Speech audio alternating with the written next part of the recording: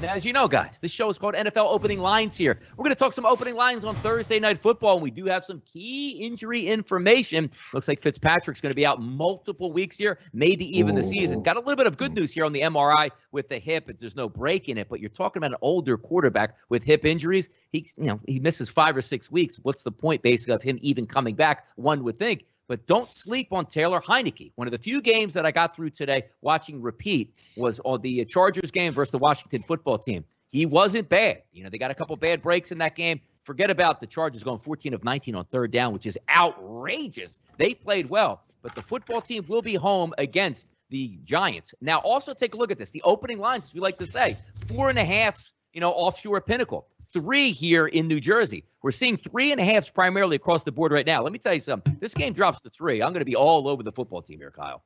Yeah, and I agree. And look, Taylor Heinicke also played very good. If you remember, the closest the Bucs really came to losing last year in the playoffs was the wild card game with Taylor Heinicke at quarterback. Now it stinks. And look, if Ryan Fitzpatrick's older quarterback, what the hell are we? Are we fossils? Like what?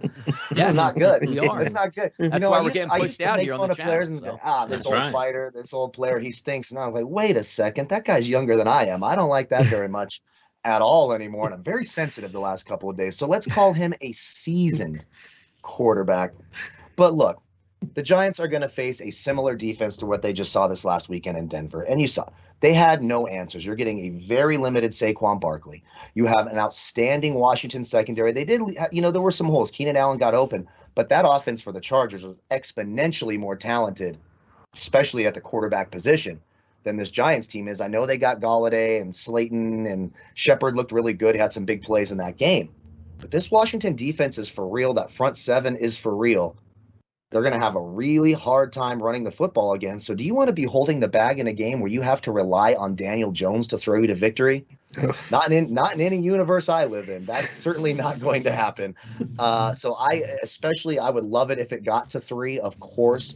But right now, as we sit, I still got to lean Washington. Taylor Heinicke is not Alex Smith. He is not an incapable quarterback.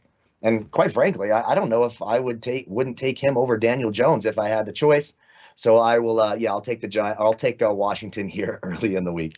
Yeah, raising the hand over here, Kyle, as going through the entire cap here. So we'll go over one more game before we get out of here today. No, just joking. By the way, Dave, setting the lines on these Thursday Night Football games, my style has always been, I'm going to find a way to take the home team or no team in this instance. Now, also, the line opens up here. Giants were horrendous. You have a quarterback issue with Washington. Talk about some of the advantages here that you might have with capping this game or even taking a look at what the opening line should be, because there are a lot of unknowns in this game and also overreactions. Oh, my God. Trust me, the Giants aren't as bad as we think they are, and Washington will be okay without their quarterback. But we just don't know it yet. We just don't know, Dave. And I don't think bettors know. I think they just take the number, right? Like you put up 4.5 in anticipation of the Giants look really bad, and instead you get the bet on the Giants. Okay, that's fine. I'm intrigued with the total, Donnie. 41 is the total pretty much across the board. That's low, but the Giants went under that total. So did the Washington football team. So that's a good number. It's just hard in today's NFL, especially the primetime games that we watch a lot of. These games are flying over. I think you're going to see a totally different style of game. As far as the side, I'm leaning. I thought the Giants would be better. My reaction would be to go on the team that looked worse. That's just a book kind of mentality. We're going to need the Giants. That's fine. We're okay with it. So that's the only opener thought right now until I know I'm okay with Heinicke being Washington football team quarterback. I was surprised he wasn't the starter. When they signed Fitzpatrick to be the starter, he should have been the backup.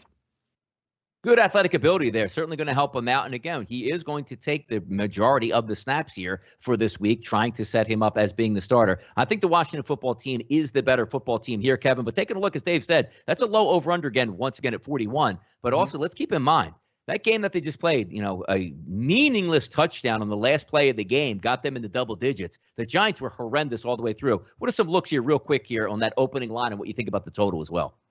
Yeah, we're looking at the Giants because I don't like the Washington football team, and they're not very good. Their defense is simply the most overrated unit in all of football. They gave up 424 yards of offense last week because they played a good quarterback. Every time they play a good quarterback, they struggle. Sorry, Nick Mullins isn't on the slate. Sorry, injured Joe Burrow. Backup Brandon Allen isn't on the slate. Sorry, you're not getting the disaster Eagles benching their Sudfeld. quarterback, and you were losing again to another young quarterback in Jalen Hurts. But you might say, well, at least it's Daniel Jones. Daniel Jones, the only team he knows how to beat, the Washington football team. 4-0 in his career. I'm playing the Giants. I don't care. Washington thinks they're overrated.